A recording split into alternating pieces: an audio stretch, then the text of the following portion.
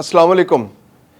Qatar पर Israel के हमले ने मुस्लिम दुनिया को हिला कर रख दिया है और वो मुल्क खास तौर पर जो अमेरिका की दोस्ती का दम भरते थे और बड़े पुरएतमाद थे कि हमें कोई नुकसान नहीं पहुंचा सकता क्योंकि हमारा दोस्त तो अमेरिका है और हमने अपनी सरजमीन पर अमेरिकी अड्डे बनाने की इजाज़त दे दी है, वो आज दुनिया में सबसे ज़्यादा इनसिक्योर मुल्क है। क्योंकि कतर पर जब इसराइल ने हमला किया तो न सिर्फ अमेरिका ने उसका दिफा नहीं किया बल्कि इस बात को भी इंश्योर किया कि कतर इसराइली हमले का दिफा ना करे। तो आज वो ममालिक जहां पर अमरीकी अड्डे मौजूद हैं दुनिया में सबसे ज्यादा इनसिक्योर हैं। ऐसे में अब अरब ममालिक ने इस्लामी सरबराही कॉन्फ्रेंस बुलाई है और जहां पर यह फैसला करने की कोशिश की जाएगी कि मुस्लिम दुनिया मुत्तहिद हो जाए। दूसरी जानिब मिस्र ने एक बड़ी अहम तजवीज़ दी है, पहले भी यह तजवीज़ सामने आई है लेकिन मिस्र ने एक दफा फिर अब कतर के हमले के बाद यह तजवीज़ दी है कि नेटो की तर्ज पर इस्लामी ममालिक का भी एक इत्तेहाद होना चाहिए जो किसी भी मुल्क पर हमले की सूरत में सब की जानिब से मिलकर दिफा की सूरत में सामने आए। क्योंकि नेटो एक ऐसा इदारा है जो जिस पर किसी भी एक मुल्क पर हमला हो तो वो मिलकर उसका जवाब देते हैं। तो ये तजवीज़ एक बार फिर उभर कर सामने आई है और आज के इस्लामी सरबराही कॉन्फ्रेंस में मुमकिना तौर पर इस पर बात हो सकती है। आज के इस व्लॉग में हम ये जानने की कोशिश करेंगे कि नेटो का जो इत्तेहाद है वो उसकी फॉर्मेशन क्या है, वो किस तरह से चलता है, क्या इस्लामी ममालिक के लिए मुमकिन है कि वो नेटो की तर्ज का कोई इत्तेहाद बना सकते हैं और वो अमलन कितना मौसर होगा और आया ये बनाना मुमकिन भी है कि नहीं। तो आज के व्लॉग में हम इस पर तफसील से बात करेंगे। मैं हूं खुर्रम कलीम और आप देख रहे हैं 24 डिजिटल। 1949 में जब जंग अज़ीम दोइम के बाद हालात थे तो उस वक्त जर्मनी को तो शिकस्त हो चुकी थी लेकिन अमेरिका और रूस आमने सामने आ गए थे और रूस ताकतवर से ताकतवर होता चला जा रहा था और वो एक एक करके यूरोपीय ममालिक पर कब्जे कर रहा था और इस बात का खदशा था कि वो यूरोप पर कहीं कब्जा ना कर ले। तो ऐसे में यूरोप में बहुत इनसिक्योरिटी फैल गई तो उन्होंने एक इत्तेहाद बनाया जिसमें अमेरिका और कनाडा भी शामिल हो गए। उस इत्तेहाद का मकसद ये था कि रूस को उसकी सरहदों पर रोका जाए, उसको आगे बढ़ने से रोका जाए और यूरोपीय मुल्कों को उससे बचाया जाए। तो उस इत्तेहाद का नाम नेटो रखा गया। वो इत्तेहाद बड़ा इंपॉर्टेंट था। शुरू में तो 12 ममालिक उसके अंदर शामिल थे जिसमें अमेरिका, कनाडा, बरतानिया, फ्रांस और लग्जमबर्ग और इस तरह के कुछ ममालिक शामिल थे, लेकिन बाद में इसकी इंपॉर्टेंस की वजह से इसकी तादाद बढ़ती गई और अब 34 ममालिक इस इत्तेहाद के रुकन हैं। अब इस इत्तेहाद को समझने की जरूरत है कि ये नेटो की फॉर्मेशन है क्या।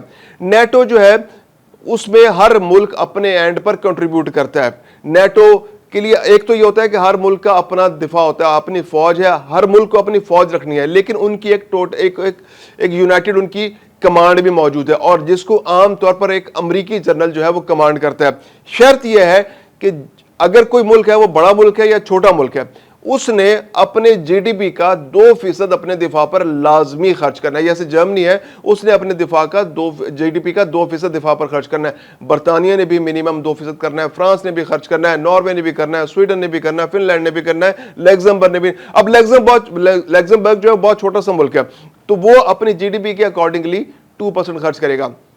अच्छा, दूसरी जानिब कमांड चूंकि अमेरिका के पास है तो अमेरिका की रिस्पॉन्सिबिलिटी ज्यादा है और अमेरिका चूंकि एक सुपर पावर है, यूनिलैटरल वर्ल्ड के अंदर अमेरिका का एक बड़ा मुकाम रहा है पिछले 25-30 साल के अंदर, तो अमेरिका वाहिद सुपर पावर के तौर पर सामने आया है।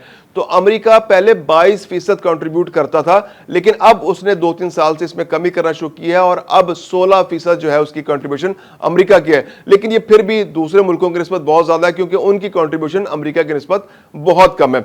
तो ऐसे में अमेरिका के पास ये कमांड है। अब मुस्लिम ममालिक ने भी ये तजवीज़ दी है, मुस्लिम ममालिक दोबारा गौर करने पर मजबूर हो गए कि हमारा भी नेटो की तर्ज पर एक दिफाई निजाम होना चाहिए क्योंकि ओआईसी की सूरत में तो एक तंजीम मौजूद है। ओआईसी अब तक की सबसे दुनिया में गैर मौसर तंजीम के तौर पर उभर कर सामने आई है क्योंकि इसके पास कुव्वत नाफजा नहीं है। अगर कोई फैसला कर भी लेते हैं तो इनके पास वो पावर नहीं है कि उसको नाफिज किया जा सके। बाहमी ट्रेड भी आपस में नहीं बढ़ा सके क्योंकि ये ममालिक जो है आपस में बहुत ज्यादा तकसीम है इनके अंदर। इसके अलावा इंसदाद दहशतगर्दी के हवाले से इन्होंने कुछ रूल्स बनाए, उस पर भी थोड़ा बहुत अमल होता है लेकिन भी वो भी बहुत मौसर अंदाज में नहीं हो सके क्योंकि OIC کے اندر اتنی زیادہ رکاوٹیں، اتنے زیادہ اختلافات ہیں کہ اس پر کنٹرول کرنا مشکل ہے.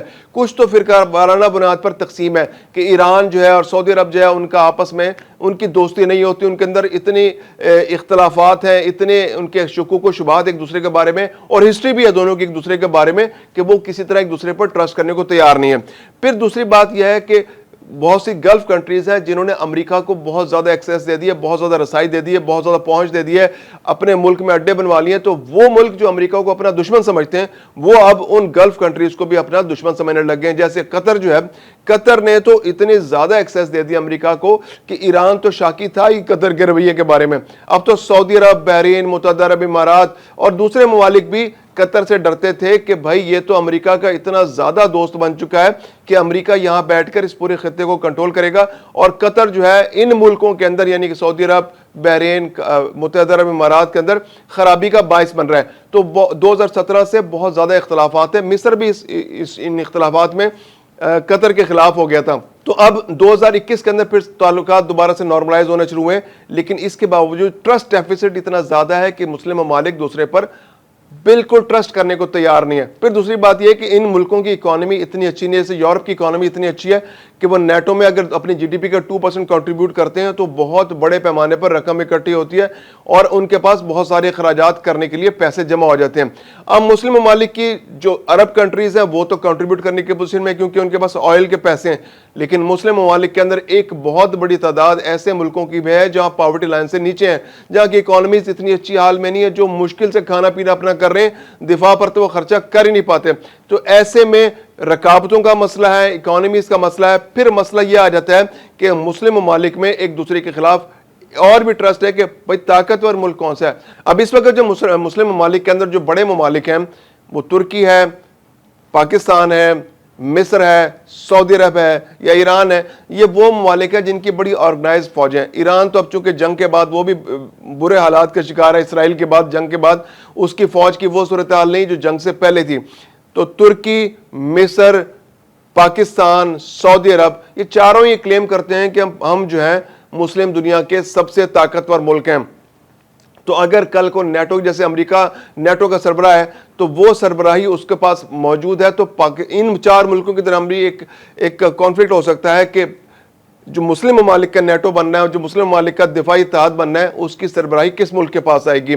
تو یہ بہت سارے عوامل ہیں، یہ بہت سارے کانفلکٹ ہیں، لیکن ایک چیز طے ہے کہ اگر مسلم جو امہ ہے وہ متحد نہیں ہوتی، وہ متحد ہو کر کوئی آواز نہیں اٹھاتی، وہ کوئی ایسی پالیسی نہیں بناتی، وہ کوئی ایسا دفاعی نظام نہیں بناتی، وہ کوئی ایسا میکینزم نہیں بناتی کہ جو ایک دوسرے کے قریب لانے میں ان کو کردار ادا کرے، تو پھر یہ بات طے ہے کہ جس طرح سے قطر پر حملہ ہوا، جس طرح سے ایران پر حملہ ہوا، جس طرح سے غزہ میں صورتحال ہے، تو مسلم دنیا کے ملکوں کو کوئی نہیں بچا پائے گا. کیونکہ امریکہ نے اس بات کو انشور کیا ہے کہ وہ جہاں جہاں جس ملک میں اس کے اڈے موجود ہیں، تو اگر اسرائیل وہاں پر حملہ کرتا ہے وہ نہ صرف اس بات کو انشور کرتا ہے کہ وہاں پر اسرائیل کا حملہ کامیاب ہو اور جو دفاعی نظام اور فوجی اڈے وہاں موجود ہیں وہ بھی غیر مؤثر ہو جائیں اور اس وقت اسرائیل کے حملے کے درمیان کوئی رکاوٹ نہ بنے. جیسے قطر کے اندر امریکی اڈا موجود ہے، قطر پر اسرائیل نے حملہ کیا تو امریکہ نے انشور کیا کہ نہ صرف اسرائیل حفاظت سے وہاں پر آئے، حملہ کرے اور چلا جائے، بلکہ یہ بھی انشور کیا کہ دفاع میں جو قطر نے جو اس کا دفاع کرنا تھا، اپنا دفاع کرنا تھا اور جوابی حملہ کرنا تھا، تو وہ بھی وہاں سے دفاعی حملہ نہ کر سکے. ایئر ڈیفنس سسٹم بھی غیر مؤثر ہو گیا. اب یہی صورتحال جو ہے وہ سعودی عرب کے بھی ہے، یہی صورتحال متحدہ عرب امارات کی بھی ہے. جہاں جہاں فوجی پریزنس ہے امریکہ کی، وہ طے ہے کہ اگر وہاں پر اسرائیل حملہ کرتا ہے تو وہ ملک جواب دینے کی پوزیشن میں نہیں ہے. زیادہ سے زیادہ یہ ہوگا کہ وہ جا کر امریکہ سے شکایت لگائیں گے، امریکہ تھوڑی سی ناراضگی کا اظہار کرے گا، اسرائیل سے کہے گا یار تم نے کیا کیا. اور اندر خانے یہ جتنے حملے ہو رہے ہیں اسرائیل کے، یہ مسلم دنیا پر بھی واضح ہیں، ہر ملک کو معلوم ہے کہ اسرائیل جو ہے امریکہ کے کہنے پر ان مسلم ممالک پر حملے کر رہا ہے اور یہ آخری حملہ نہیں ہے اور یہ حملے آنے والے دنوں میں بڑھتے چلے جائیں گے. تو ایسے میں اقوام متحدہ کا ایک پلیٹ فارم بچتا ہے کہ مسلم ممالک اقوام متحدہ میں چلے جائیں، تو اقوام متحدہ بھی امریکہ کی مٹھی میں ہے. وہاں بھی اگر کوئی قرارداد سلامتی کونسل میں آتی ہے تو وہ امریکہ ویٹو کر دے گا اور اسرائیل کا کوئی بال بیکا نہیں کر سکے گا۔ تو ایسے میں مسلم ممالک کے پاس صرف ایک اور ایک صورت بچتی ہے کہ وہ متحد ہو جائیں، وہ اپنا نیٹو کی طرز پر کوئی اتحاد بنائیں اور وہ اتحاد کے ذریعے اپنا دفاع کریں۔ ایک ملک پر حملہ باقی تمام مسلم امہ پر حملہ کنسیڈر ہو، اور یہی اسلام کی تعلیمات بھی ہیں کہ جب ایک مسلمان پر کوئی تکلیف پہنچتی ہے تو پوری امت اس تکلیف کو محسوس کرتی ہے، اور اس کی مثال ایسے ہی ہے کہ جیسے ایک کانٹا جسم میں چبھتا ہے تو پورا جسم جو ہے اس کی تکلیف کو محسوس کرتا ہے۔ تو اگر نبی کریم صلی اللہ علیہ وسلم کے اسی فرمان پر عمل کرتے ہوئے مسلم امہ کوئی فیصلہ کرے تو نیٹو کی طرز پر بعید نہیں ہے کہ ایک اتحاد بہت جلد بن جائے۔ امریکہ اور باقی ملکوں کی جانب سے ابتدائی طور پر بہت مشکلات آئیں گی، لیکن اس کے علاوہ مسلمانوں کے پاس کوئی چارہ موجود نہیں ہے۔